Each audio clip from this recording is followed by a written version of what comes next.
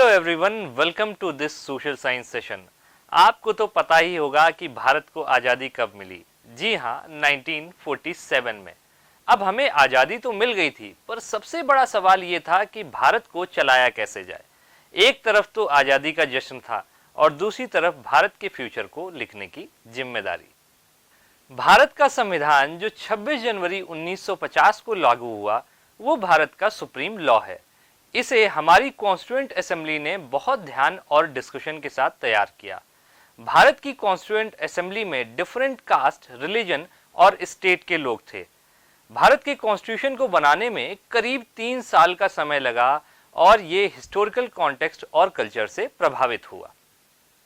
आइए बात करते हैं सबसे पहले हिस्टोरिकल बैकग्राउंड के बारे में। भारत में ब्रिटिश रूल के टाइम से ही कई सारे एक्ट्स थे, जिनमें 1909 एक्ट, 1919 एक्ट और गवर्नमेंट ऑफ इंडिया 1935 एक्ट थे, जो कि एक बहुत ही इंपॉर्टेंट बेस बने।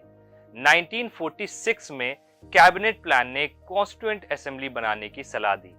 9 दिसंबर 1946 को पहली कॉन्स्टिट्यूएंट असेंबली की बैठक हुई, जिसमें करीब 299 मेंबर्स थे।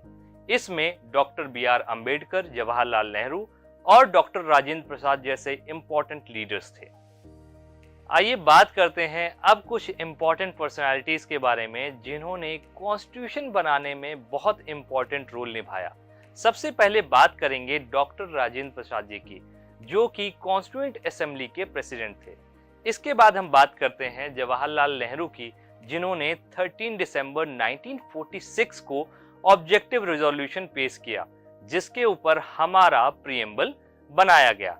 अब बात करते हैं सरदार वल्लभ भाई पटेल जी की, जिन्होंने भारत के स्टेट्स बनाने और इसकी इंटीग्रिटी मेंटेन करने में बहुत इंपॉर्टेंट रोल निभाया। लास्ट में हम बात करते हैं डॉक्टर बी.आर. अंबेडकर जी की, जो कि ड्राफ्टिंग कमेटी के चेयरमैन थे और इन्होंने कॉन्स्टिट्यूशन बनाने में बहुत इंपॉर्टेंट रोल निभाया। अब जब हम बात कॉन्स्टिट्यूशन की कर ही रहे हैं, तो क्या आपको पता है कि हमारा कॉन्स्टिट्यूशन वर्ल्ड का सबसे बड़ा कॉन्स्टिट्यूशन है? हमने ब्रिटिश रूल के टाइम से ही बहुत सारी कानूनी व्यवस्थाएं देखी थी। उसके बेस पर ही हमारे पॉलिटिकल थॉट्स इवॉल्व हुए। इसके साथ साथ हमारे पास डॉक्टर बी.आर. अंबेडकर, जवाहरलाल नेहरू और सरदार वल्लभ भाई पटेल जैसे पॉलिटिकल थिंकर्स थे, जिनकी वजह से कॉन्स्टिट्यूशन मेकिंग बहुत ज़्यादा आसान हो गई। इसके साथ साथ हमने कॉन्स्टिट्यूशन के लिए दूसरे देश के कॉन्स्टिट्यूशन का भी सोर्स लिया, जिसमें यूएसए, यूके और फ्रांस आते हैं। यूएसए से हमने फंडामेंटल राइट्स लिए, यूके से हमने पार्लियामेंट्री प्रोसीजर्स लिए और फ्रांस से हमने लिबर्टी, इक्वालिटी और फ्रीडम का कॉन्सेप्ट लिया, जिसकी वजह से हमारा कॉन्स्टिट्यूशन वर्ल्ड का सबसे बड़ा कॉन्स्टिट्यूशन बना। तो अब हमारे पास सबसे पहला सवाल आता है, why should we accept our constitution? हमारा कॉन्स्टिट्यूशन इक्वालिटी, फ्रेटर्निटी, लिबर्टी और फ्रीडम को प्रमोट करता है।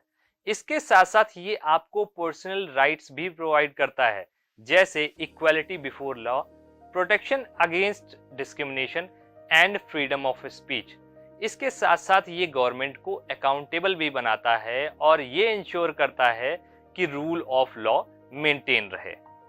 अब आप सोचिए कि अगर आप टीम कॉन्स्टिट्यूशन का हिस्सा होते तो आप किस चीज का ख्याल रखते? आप सोचिए और इसके साथ साथ यहाँ दिए गए क्वेश्चंस पर रिसर्च करिए। आपसे मिलते हैं नेक्स्ट सेशन में। Till then, happy learning.